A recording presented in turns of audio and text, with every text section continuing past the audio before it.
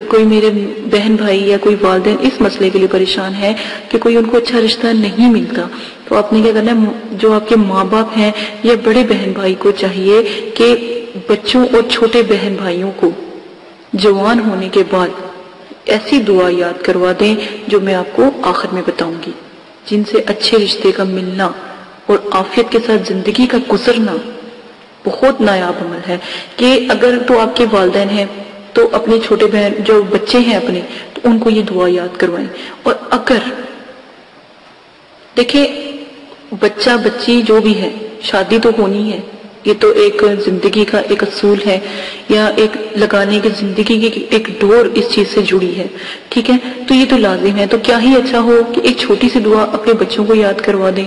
یا کوئی اگر بڑا بھائی ہے یا بڑی بہن ہے وہ اپنے جو ہے چھوٹے بہن بھائیوں کو یاد کروا دے، ٹھیک ہے۔ تو ایک چھوٹی سی دعا ہے، بہت نایاب ہے، اس سے ایک تو زندگی ساری زندگی عافیت سے گزرتی ہے۔ کبھی کبھی بس دعا یہ پڑھ لیا کریں، کبھی کبھی جو جس کو بھی یاد کرواتے ہیں اس کو کہا کریں کہ پڑھ لے، تو کیونکہ یہ دعائیں خود اللہ تعالیٰ نے بتائی ہیں، گویا آقا یعنی کہ نبی پاک صلی اللہ علیہ وآلہ وسلم ہمیں خود بتا رہے ہیں کہ ہمارے دربار میں ہم سے اس طرح مانگو، کہ ہمارے دربار میں ہم سے اس طرح مانگو، لہٰذا دعاؤں کی قبولیت کے اعتبار سے زیادہ قریب ہیں جو لوگ دعا مانگتے ہیں، ٹھیک ہے۔ آپ لوگ دعا نہیں مانگتے تو اسی وجہ سے اتنے زیادہ فتنے، فساد، لڑائی جھگڑے، مسئلے مسائل ہوتے ہیں۔ اگر آپ دعا مانگو، دیکھو اگر آپ کو عربی میں دعا نہیں مانگنی آتی تو عربی میں دعا مانگنا سیکھو، ٹھیک ہے۔ اگر آپ کو اردو میں آپ کو بتا رہی ہوں، ترجمے میں اس لیے بتا رہی ہوں کہ آپ اردو میں دعا مانگ لو، مانگو تو صحیح۔ جو میرا بہن بھائی قرآن پاک نہیں پڑھا ہوا تو اس کو چاہیے قرآن پاک پڑھ لے، اور اگر اتنی ضرورت ہے اس دعا کی تو آپ اردو میں بتا رہی ہوں، ترجمے کے ساتھ بتا رہی ہوں، تو آپ اس کا ترجمہ پڑھ لو، پڑھو تو صحیح، دعا مانگو تو صحیح۔ جو اوپر میں نے آپ کو دعا بتائی ہے، تو جیسا کہ آپ اپنے چھوٹے بہن بھائیوں کو سکھا سکتے ہو یا اپنے جو والدین ہیں وہ بتا سکتے ہیں کہ یہ دعا مانگا کرو، بس ان کو یاد کروا دو۔ اگر کوئی بڑا بچہ ہے یا عمر جیسے 18-19 سال ہے، بڑی بچی ہے 18-19 سال ہے، اس کو یہ دعا یاد کرواؤ، اس کو وہ روزانہ 1-2 مرتبہ یہ دعا پڑھ لیا کرو، یاد کر لیا کرو، تو وہ اس دعا کی فضیلت سے تو ان کے یہ جو شادیوں کے مسئلے ہیں یا گھر میں آنے کے مسئلے ہیں یا کوئی رشتہ نہیں آتا یا بندش ہو جاتی، ان چیزوں سے وہ محفوظ رہیں گے، ٹھیک ہے۔ تو شادی کی بات چل رہی ہے تو دعائیں بھی شادی کے بارے میں ہے کہ اے ہمارے رب، دعا کا ترجمہ ہے ربنا حب لنا، ربنا حب لنا، ٹھیک ہے۔ یہاں سے لے کر تو امامن تک یہ دعا ہے، چھوٹی سی دعا ہے، آپ نے اپنے بچے کو یاد کروانی ہے، اسکرین پر بھی چلا دی گی۔ ترجمہ، اے ہمارے رب عنایت فرما ہم کو ہماری بیویوں اولاد کی طرف سے آنکھوں کی ٹھنڈک، اور کر ہم کو پرہیزگاروں کا پیشوا، یعنی کہ ہمارا اٹھنا بیٹھنا پرہیزگاروں کے ساتھ ہو، ہماری اولاد کو ہماری بیویوں کو تو آنکھوں کی ٹھنڈک بنا دے۔ اور اگر کوئی بھائی اپنی جو ہے کرنا چاہتا ہے تو یہ اس طرح دعا کرے، اگر کوئی بہن کرنا چاہتی ہے تو وہ اس طرح دعا کرے جہاں پر عنایت فرما ہم کو ہماری بیویوں اور اولاد کی طرف سے آنکھوں کی ٹھنڈک، تو اس طرح شوہر کو، ٹھیک ہے،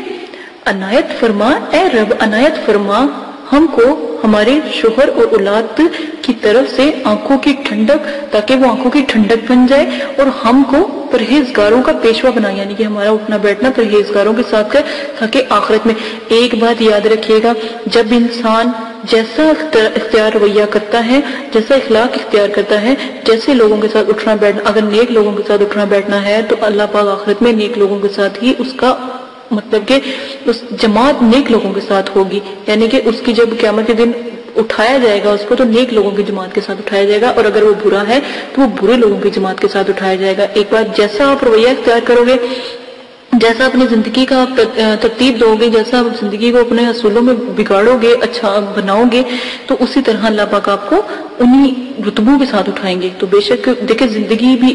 ایک ہی دفعہ ہے، مرنا بھی ہے، اور کیا ہے کہ اچھے طریقے سے زندگی گزارے تو اچھے رتبے سے اٹھیں، برے زندگی گزارے گے تو کوئی فائدہ نہیں ہے، دوزخ ہی ملنی ہے، ٹھیک ہے۔ اسی کے ساتھ اجازت چاہتی ہوں، اپنا بہت زیادہ خیال رکھیے گا، دعاؤں میں یاد رکھیے گا، یہ دعا ضرور یاد کروا دیں اپنے بچے کو، جن کی خاص کر شادی نہیں ہو رہی، ان کے لیے یہ دعا بہت اعلیٰ ہے۔ اچھا رشتہ رشتہ ملنے کی یہ دعا ہے، لازماً یاد کروائیے گا۔ اجازت دے، اپنا خیال رکھیے گا، دعاؤں میں یاد رکھیے گا۔ لائک کریں، شیئر کریں، کمنٹس کریں۔ اگر کوئی مسئلہ آپ کے گھر میں کسی فیملی میں کسی کو بھی ایسا کوئی مسئلہ ہے، ان کو بھی شیئر کریں تاکہ وہ بھی اس اسلامی طریقے سے اپنی زندگی کو اچھا بنا سکیں۔ اجازت دے، اللہ حافظ۔